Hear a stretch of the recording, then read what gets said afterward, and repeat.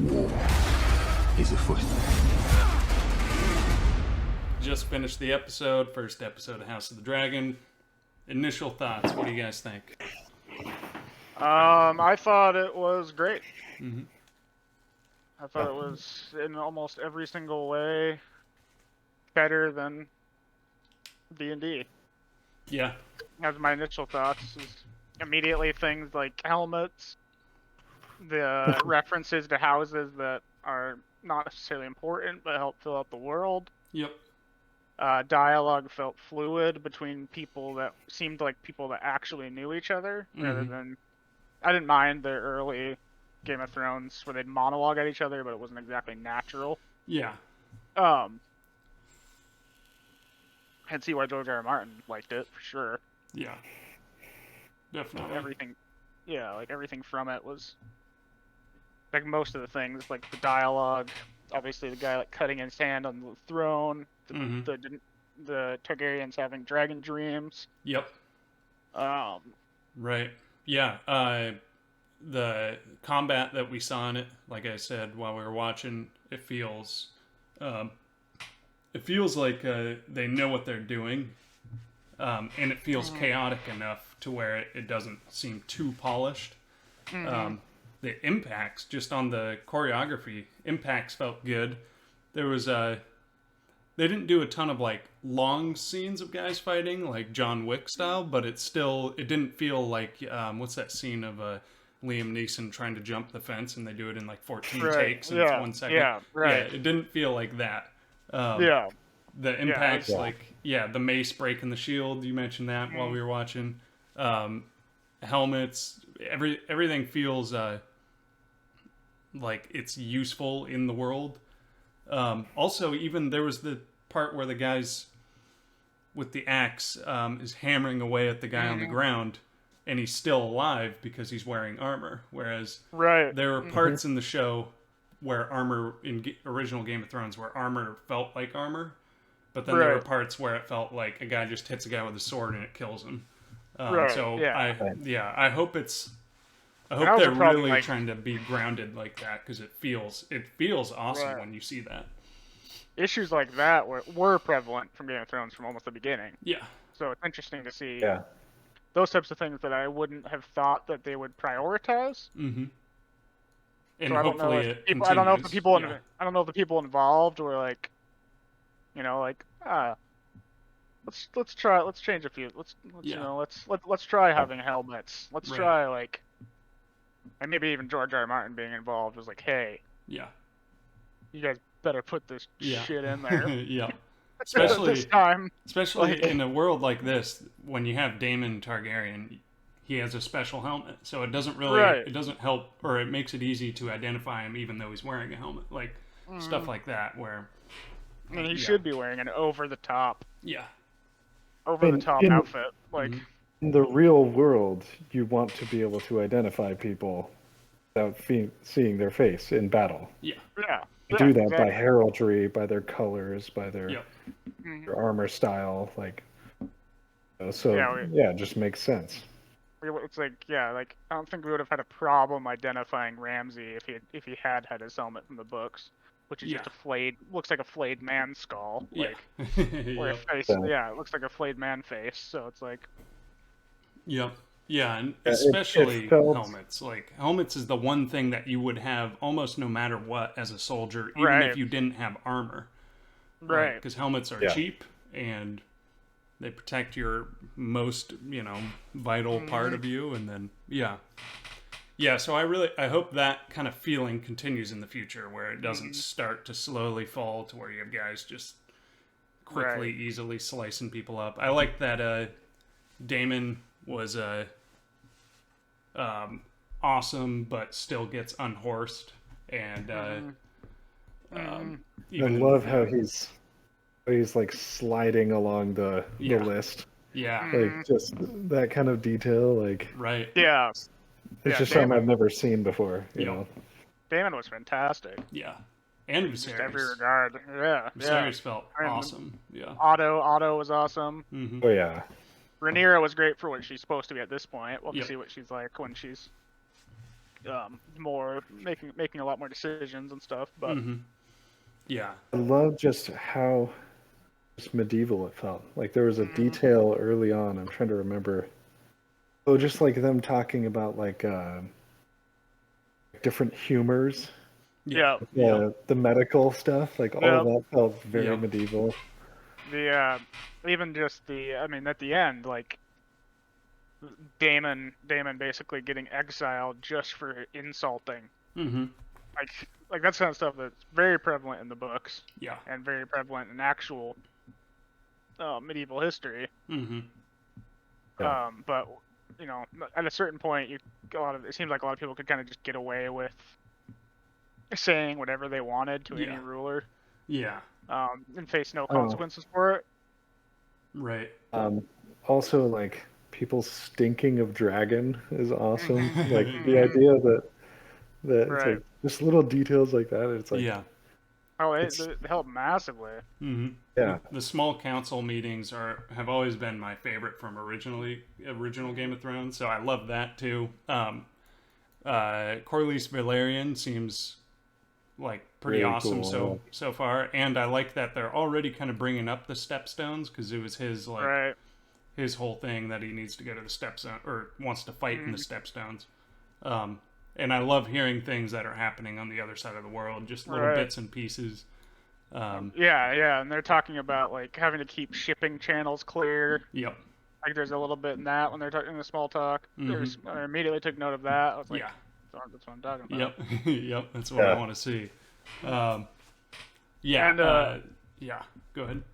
I noticed that one thing I just was kind of curious on. Next time maybe we can have a more organized like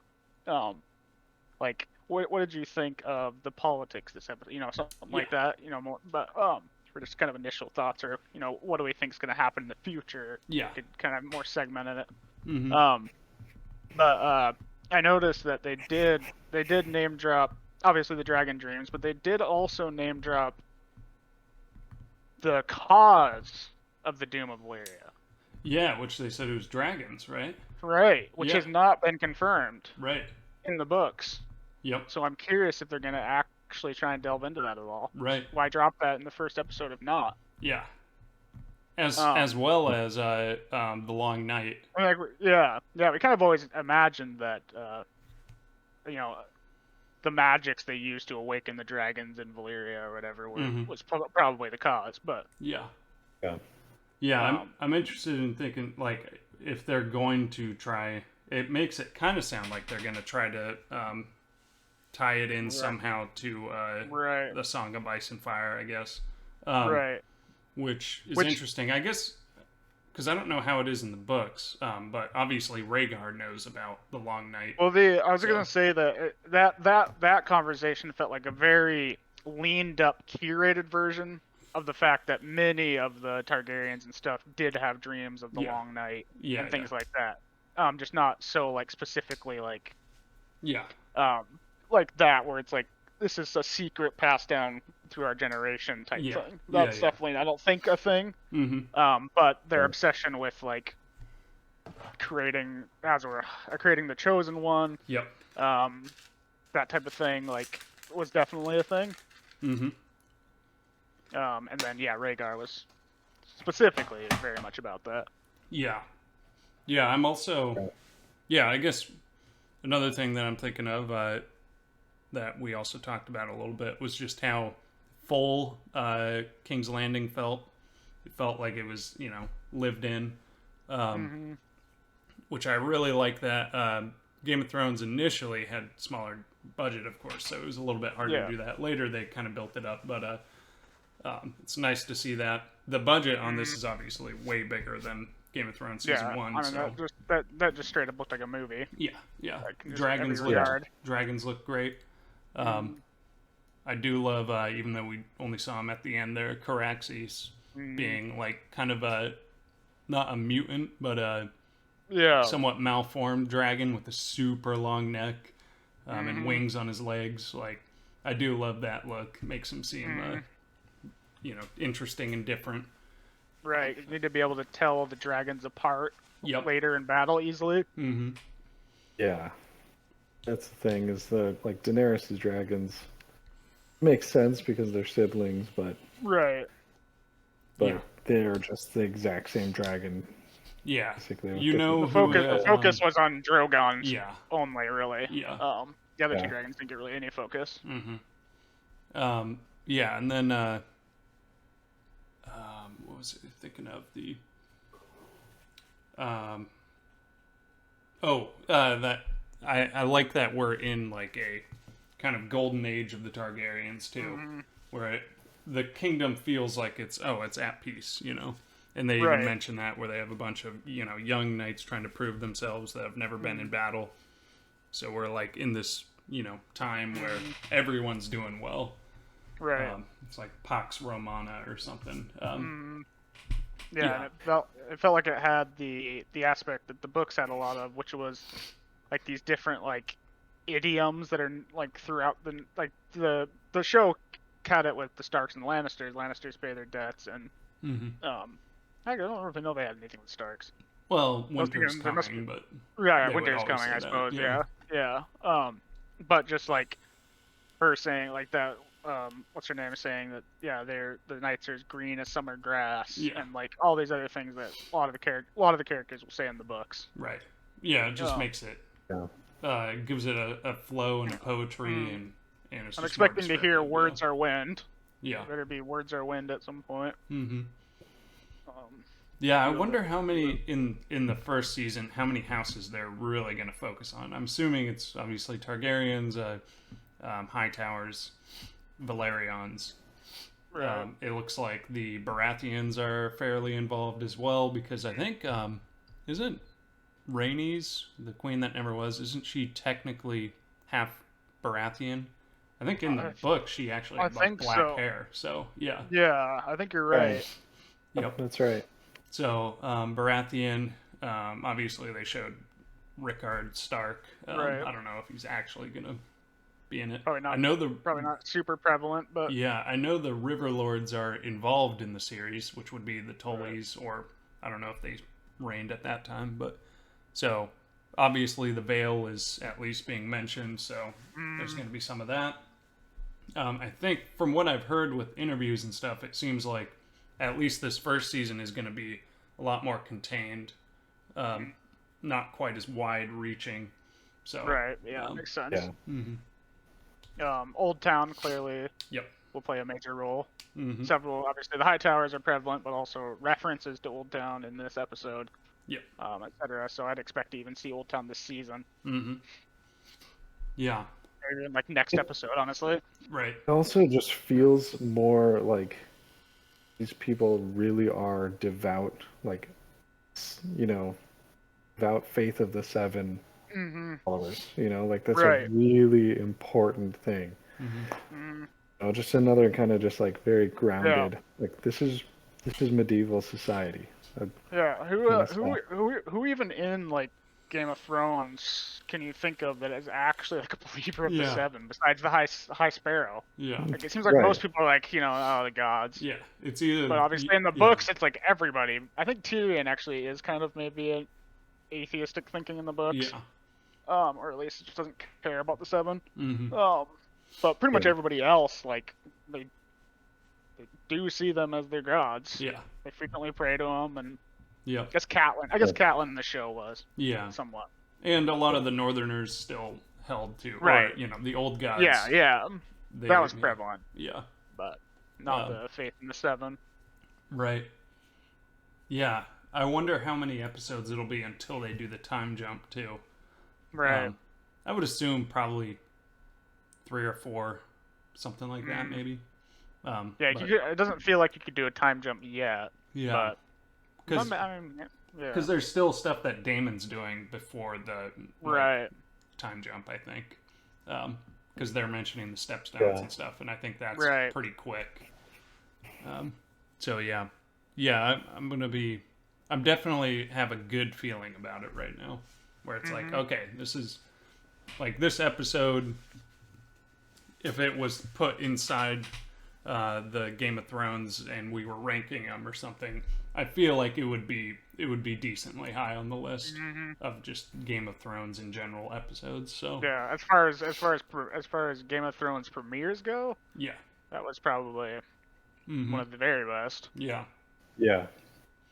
Yeah, it And- did a really good job of just setting everything up. yeah, Mm, yeah. It didn't feel too much like setup, but it did a lot of setup in it. Right, And the yeah. characters already feel like I know Daemon, I know Viserys, know Rhaenyra to some extent. She hasn't done much, Yeah. but Hightower definitely. mm. Yeah, Yeah, Rhaenyra, you get a good vibe of how a character, a woman character, would more so be in that world. yeah, Like where she is like, she does push against these like little things, as far as her gender goes and stuff like that. But she's still like obeys a lot of the expected things and stuff like that.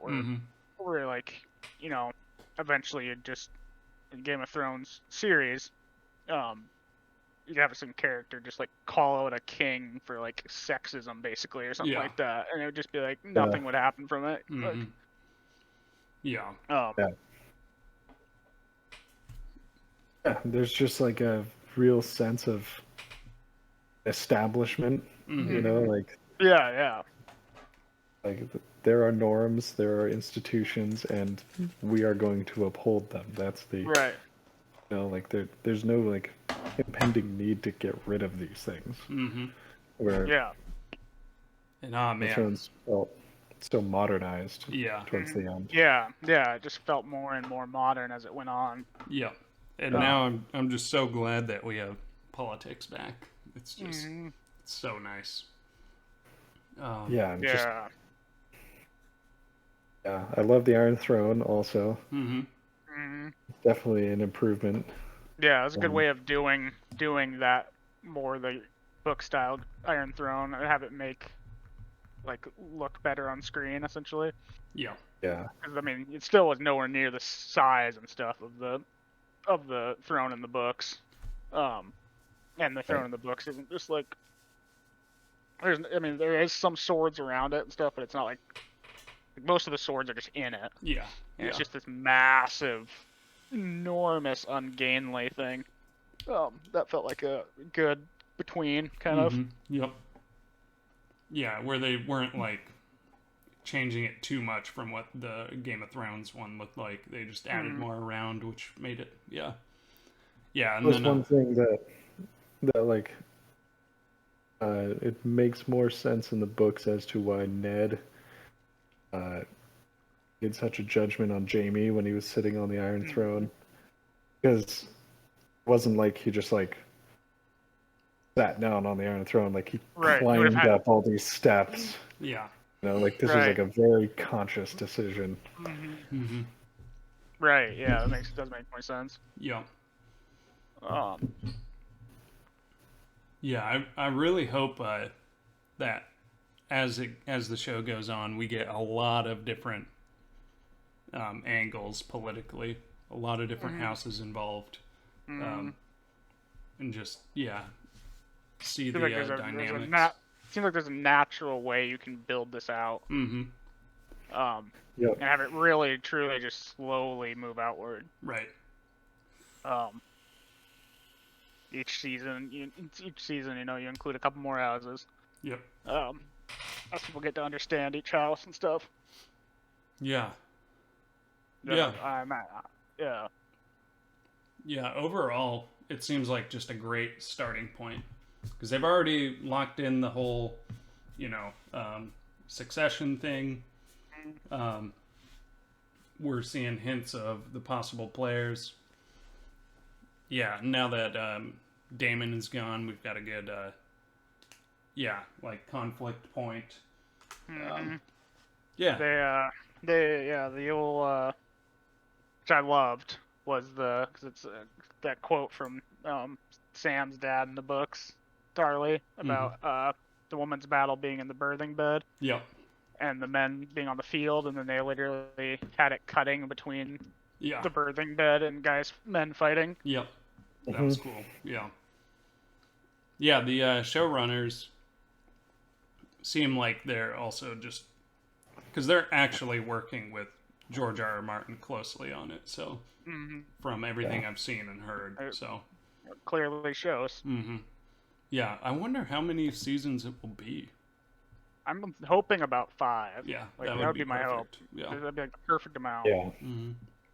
But it could even be less. Yeah. It depends. But like, I hope they're planning for like 5 or something, so that they're not like, we'll just drag this out as long as we need to, or we'll just cut it short.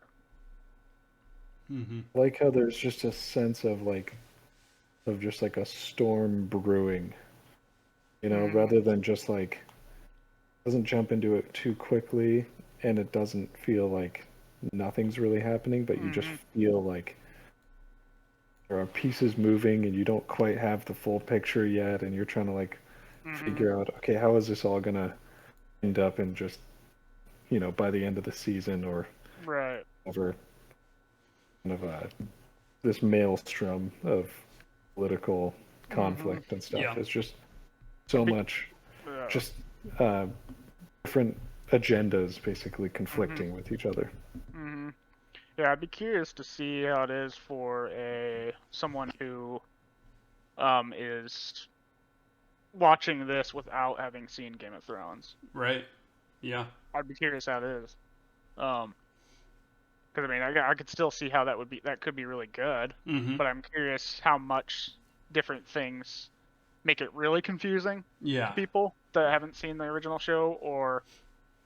Yeah, I feel like, the first episode might be like, oh, okay, this is, I don't really know what's going on. But it's simple enough at this point where you have the king, the king's brother, you can get the dynamics, and then within a couple episodes, I feel like you know the world enough to get by. Yeah. Like, just things like, you might not remember the name Daemon Targaryen, but every time they talk about him, you know who they're talking about. Yeah. Right. Yeah. Because of just the things that they say about him, So that's the kind of, like, that way of structuring dialogue, so you kind of always know who's being talked about, can help a lot. Yeah. It was not... Yeah. Oh, go ahead. It was nice it was nice so far, at least, that they didn't do anything like, where like they included the scene where they're like, this is what a hand of the king is. Yeah. Like, they didn't do any of that stuff, which I thought was interesting. Yeah. I mean, clearly like 50 million people watch Game of Thrones. Yeah. If you count worldwide and stuff like that. So they're probably thinking like, there's probably like 3% of people watching this are people that have never seen anything Game of Thrones. Yeah. So they probably weren't too worried about having to exposit on a bunch of different things at the moment. Right. Yeah. Obviously, for people who know what the Hand of the King is, all you have to see is the pin. You're like, oh, okay, that's Hand of the King. Yeah. Yeah. Right. Yeah, I'm excited to see, because obviously once they do the time jump, we're going to get a lot more characters, Aemond One Eye, a lot of the other families. Yeah, it'll just be, I think this first season will definitely be, just based off of this episode, I can say that this first season is definitely going to be good. How good is, up in the air, but I can't see it going downhill, really. I can't see them like massively dropping the ball from here. Right. Yeah. I mean, it's possible. Right. Yeah. But effects look great, which is huge. Budget is good enough to do that.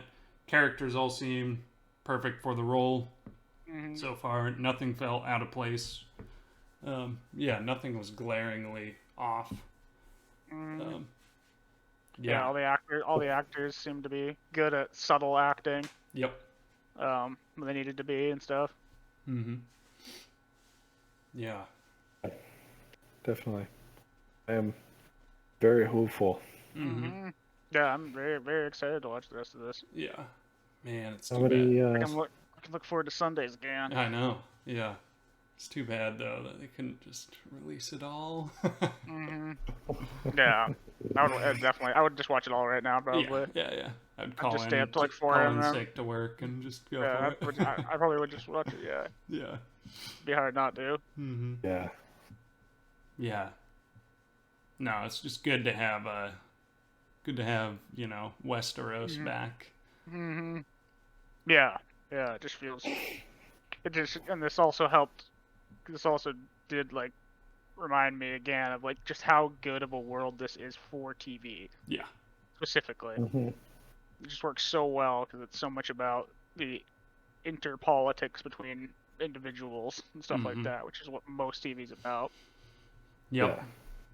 Yeah, it translates perfectly. I remember you. Whereas Lord of the Rings is the upcoming Lord of the Rings show is a much bigger question. Yeah, Whether because this really works on TV or not. right, because it's. I can't see them doing like. I mean, they can do characters bouncing off each other and having issues, but there's also so much of it that's going to be, as far as I know, big scale, like wide angle rather than up close and personal within the characters. Yeah, there's not a lot of. I mean, there's not a lot of, sitting around drinking wine together in Lord of the Rings and like having all these little barbs at each other and stuff like. Right. Yeah, that is. That it's just like it's much more about about like corruption and like good triumphing over evil and yeah. Yeah. That's House of the Dragon. Yep, House of the Dragon. It's finished. We're gonna cosplay as as Targaryens for the next one. Yeah, definitely. I'll be Rhaenys. We'll just dye our hair white.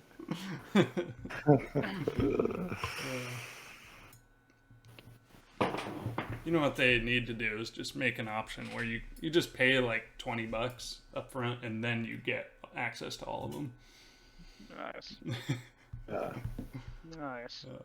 Yeah, I'm curious to see what kind of buzz this will generate. Yeah. How much the rest of the world is willing to hop back in. Mm-hmm.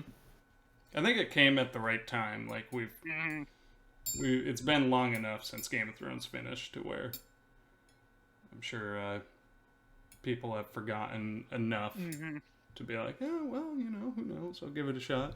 Plus, since it is most a of different the people I talked to was like, or most people I've heard and stuff was just like, no, check it out. Yeah, might as well. And if you saw this episode, like, sweet. Especially if your expectations are already lowered, then you'd be like, oh, okay, it's gonna be good. Yeah. Yeah, one thing that was missing is like a big opening credits. Yeah, I'm curious. Most HBO shows, except for Game of Thrones, their first episode does not have the regular opening credits. So I'm curious if they will have a full-fledged one, or if they will just go Breaking Bad style like they did. Yeah. And just have a little House of Dragon. I'm down with either. Right. Yeah. Yeah, and they did use the same music at least in the end. So I wonder if there will be any themes. That's the one thing I didn't really notice this episode, I guess, was music until the end because I recognized it. So I wonder if that's just because, like the Game of Thrones one, you see it front and center at the start of every single episode. Mm-hmm. So I wonder if there will be those songs that become as iconic from this show as the original, Game of Thrones theme. There's several themes from Game of Thrones that very much stick out to you. Yeah. For different families and and people like Stannis always had this very specific theme. Mm-hmm. Stark and Melisandre, So I didn't notice anything like that. So I noticed a good sounding music behind things. Yeah, but it sounded good. I just haven't. Yeah, it didn't stick out at this point, but we will see how it continues because there might be. Yeah, I hope there are some good themes where it's like. Yeah, for different families or. Something good for Daemon every time he's on screen, and basically, and Right. And I mean, the part they had to get the most right now was Daemon, and they did. So. Yep. Yeah. Yeah, because especially early on, he's like one of the biggest players in the whole scene. So, so far, it's great.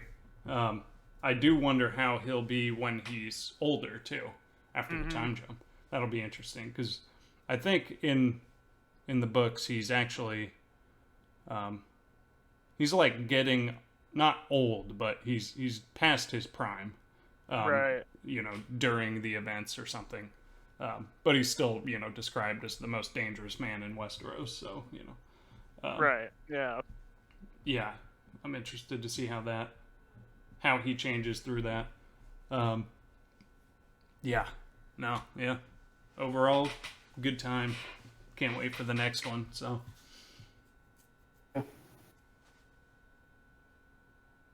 Sweet. Mm-hmm. Yeah. Well, Yeah. I have less to say than I thought because I just liked it. Yeah, I'm sure we'll have more as it goes on Yeah. because then we'll have more to go off of as well. Yeah. Rewatchable. We haven't seen the fruits of the stuff they've sown. Yeah. So that's the stuff that we'll either have major criticisms for or.